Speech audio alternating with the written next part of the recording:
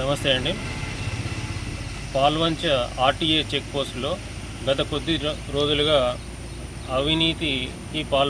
సిబ్బంది అవినీతికి పాల్పడుతున్నట్లుగా ఆరోపణలున్న నేపథ్యంలో మా పై అధికారుల సూచన మేరకు గత రాత్రి 12:30 గంటల నుండి ఇప్పటి వరకు తనిఖీలు చేయడం జరిగింది. ఈ చెక్ పోస్ట్లో పర్మిట్స్ ఇవ్వడం కానీ, ఓవర్లోడ్ ఫైన్స్ రాయడం కానీ, ట్యాక్స్ కలెక్షన్స్ కానీ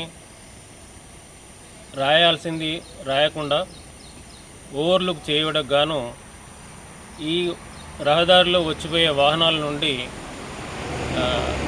చలాన్స్ ఎలాంటి రసీదులు ఇవ్వకుండా అమౌంట్స్ వసూలు చేస్తున్నట్లుగా తేలింది. ఇప్పటి వరకు 25,100 రూపాయలు ఈ పాల్వంచ చెక్ పోస్ట్లో దొరికినాయి. ఇట్టి డబ్బులకు మనోహర్ ఎంవీఐ గారు ఎలాంటి సమాధానం చెప్పలేదు. ఈ చెక్ పోస్ట్లో అయిన తనిఖీల మీద సమగ్ర రిపోర్ట్ తయారు చేసి పై అధికారులకు పంపడం జరుగుతుంది. ఈరోజు జరిగిన ఈ తనిఖీలలో నా పేరు సాంబయ్య, డిఎస్పీ ఏసీబీ వరంగల్.